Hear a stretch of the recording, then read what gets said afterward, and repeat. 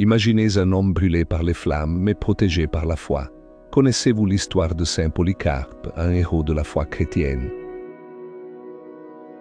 Bienvenue sur Message Divin, la chaîne qui partage les enseignements de Dieu Tout-Puissant. N'oubliez pas de vous abonner pour ne manquer aucune de nos vidéos inspirantes. Saint Polycarpe est un saint invoqué comme protecteur des oreilles et des brûlures.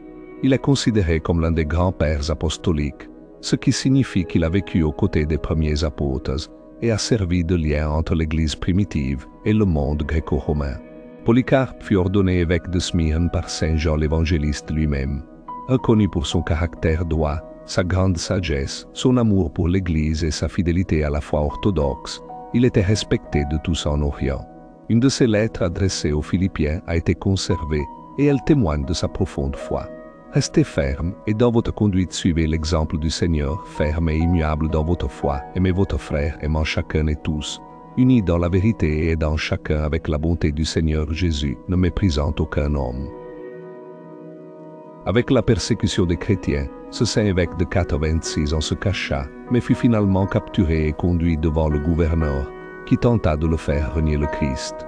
Polycarpe répondit avec force: « Depuis 86 ans je sers le Christ, et je n'ai reçu aucun mal de lui. Comment pourrais-je rejeter celui que j'ai servi et que je reconnais comme mon sauveur ?» Il fut condamné à mort dans le stade de la ville de Smyrne, en Asie, l'actuelle Turquie. Il monta lui-même sur le bûcher et témoigna devant le peuple: « Soyez bénis pour toujours, ô Seigneur, que votre nom adorable soit glorifié par tous les siècles. » Miraculeusement, les flammes ne le blessèrent pas, et il continua à chanter. Les gardes, stupéfaits, appelèrent un archer pour qu'il le transperce d'une flèche. Lorsque la flèche le frappa, son sang éteignit les flammes. Les gardes tentèrent de rallumer le bûcher, mais sans succès. Le responsable du martyre, furieux, ordonna que Polycarpe soit décapité. Saint Polycarpe a laissé un héritage spirituel immense. Son nom même est porteur de sens. Poly signifie nombreux et carpo signifie fruit, de nombreux fruits nourris par la sueur, les larmes et finalement, son sang lors de son martyre en 155.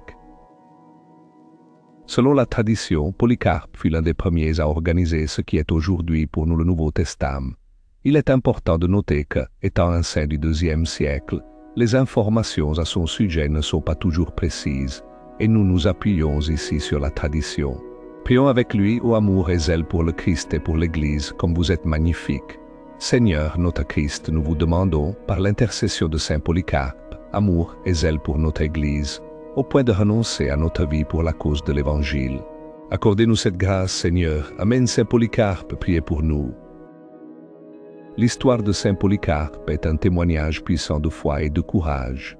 Partagez vos réflexions sur ce saint dans les commentaires. N'hésitez pas à nous suggérer d'autres saints dont vous aimeriez entendre parler. Merci d'avoir regardé cette vidéo. Que Dieu vous bénisse et vous garde.